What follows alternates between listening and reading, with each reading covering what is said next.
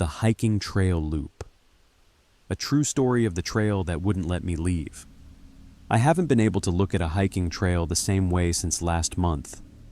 And I need you to understand, I'm not some amateur. I've hiked Redwood Valley Trail dozens of times. I know every turn, every marker, every fallen log. But on March 23rd, something changed. The trail stopped letting me leave. I know how that sounds, but I'm telling you exactly what happened. It was a Wednesday afternoon. I left work early. One of those perfect spring days, you know? Sunny, 68 degrees. I texted my wife, quick hike, home by 6. I parked at the Redwood Valley trailhead at 3:15 p.m. There were 2 other cars in the lot. The trail is a simple loop, 3.2 miles, takes about 90 minutes at a casual pace. I started walking. Everything was normal. Birds singing, sunlight filtering through the trees. I passed a couple coming the opposite direction around the half-mile mark. We nodded, kept going. That was the last time I saw another human being for 7 hours. At the 1-mile marker, a wooden post with 1.0 carved into it, I stopped to take a drink, checked my watch. 3:47 p.m., right on schedule. I kept walking. The trail curves east here, following the creek. There's a distinctive fallen redwood that creates a natural bridge. I'd crossed it 100 times. 15 minutes later, I saw the 1-mile marker again. Same post, same 1.0 carved into the wood, same exact spot. I laughed. Had to. I must have gotten turned around somehow, doubled back without noticing. Ridiculous, but it happens. I checked my phone, still had signal, GPS showed me on the trail. I turned around, started walking the opposite direction.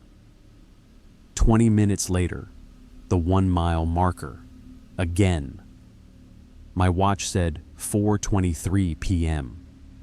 I'd been walking for over an hour, but I kept ending up at the same goddamn spot. Okay, I thought, stay calm. This is impossible, so I'm missing something obvious. I took out my phone, opened the GPS. The blue dot showed me moving along the trail, but every time I looked up, I was back at that marker. The app showed I was making progress. Reality showed something else. I started jogging, faster.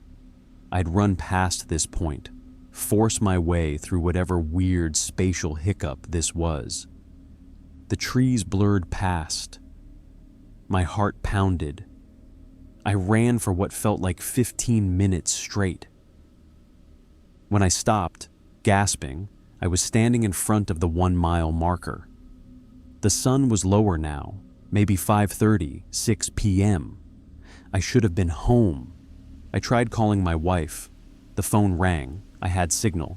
But when she picked up, all I heard was my own voice speaking back to me on a delay. Sarah, something's wrong. I hung up, tried 911. Same thing. My own panicked breathing echoed back at me. I screamed then, just screamed into the woods. What do you want? The forest went completely silent. No birds, no wind, nothing. Then I heard footsteps behind me. I spun around. There was a man standing about 30 feet back on the trail, hiking clothes, backpack. He looked normal. Relief flooded through me. Hey, I called out. Hey, thank God. I'm completely lost. He walked past me, didn't even look at me, just kept walking down the trail. I followed him. Wait, please, something's wrong with this trail. He reached the 1-mile marker and kept going. Finally, I was right behind him. Then I watched him fade, like he was made of smoke. Just dissipated into nothing. I ran, pure panic now, didn't matter which direction. I crashed through underbrush, jumped over roots, my lungs burning. I had to get off this trail. If I couldn't follow it out, I'd go straight through the forest, navigate by the sun, find a road, something. I pushed through dense vegetation for what felt like 10 minutes. Branches tore at my jacket.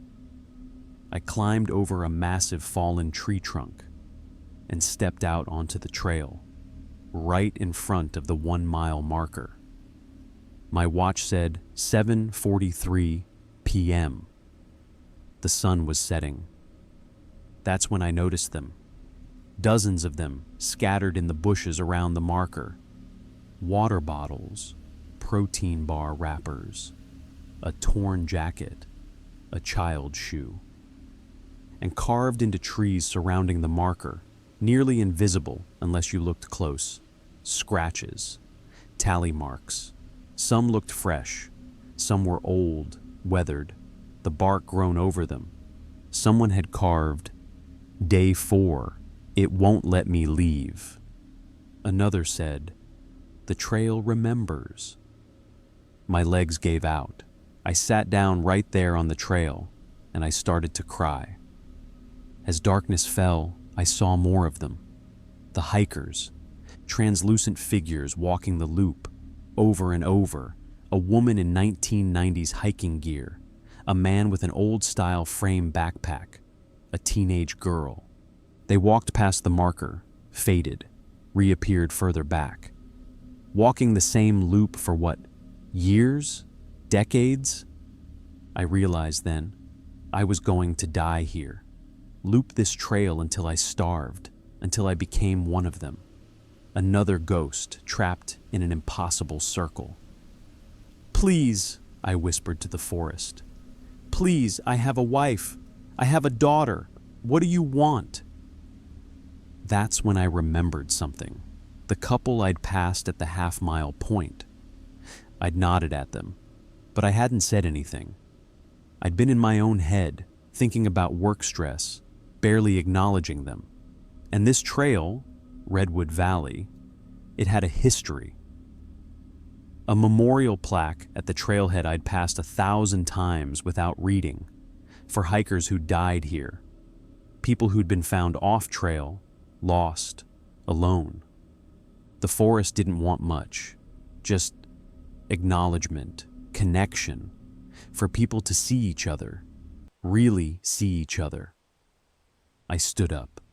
My voice cracked as I spoke to the ghosts still walking their loops. "I see you. I'm sorry no one looked for you. I'm sorry you died alone. I see you now." The woman in 90s gear stopped walking, turned toward me. She looked surprised, relieved. One by one, they stopped, looked at me, and smiled. "You're not alone," I said, tears streaming down my face. "I see you. You mattered. You still matter." The woman nodded once. Then she and the others turned away from the trail, not following it, but walking perpendicular into the darkening forest. And they faded. But this time, it felt different. Not trapped. Released. The forest exhaled. I felt it. The air changed.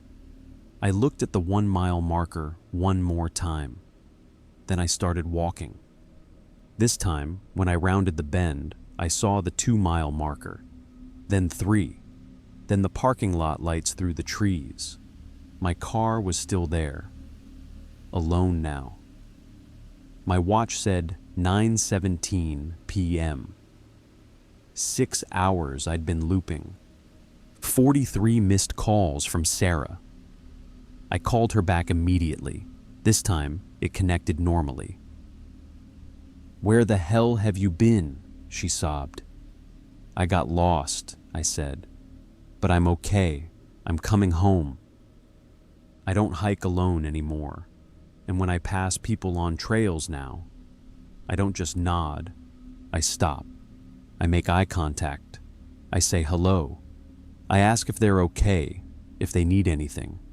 Because I learned something in that loop. The forest doesn't trap you for being alone. It traps you for treating others like they're alone. For walking past people like they're invisible.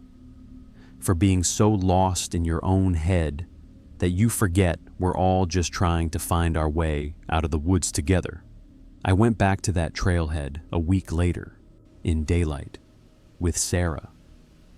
We found the memorial plaque I'd ignored for years, 18 names, hikers lost between 1974 and 2019. Most found off-trail, cause of death, exposure, dehydration, alone. The last name listed was Rebecca Chen.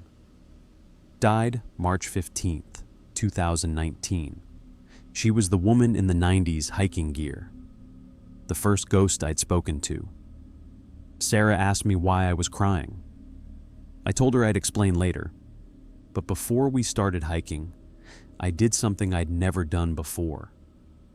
I read each name aloud, all 18 of them. Let them echo in that quiet parking lot. When I finished, a breeze moved through the redwoods. Gentle, warm, like the forest was saying thank you. I still hike Redwood Valley. The trail is just a trail now. 3.2 miles, 90 minutes, no loops. But I carry extra water bottles, energy bars, and I stop for every single person I pass. Ask how they're doing. If they need anything, really look at them. Because maybe that's all any of us want, really.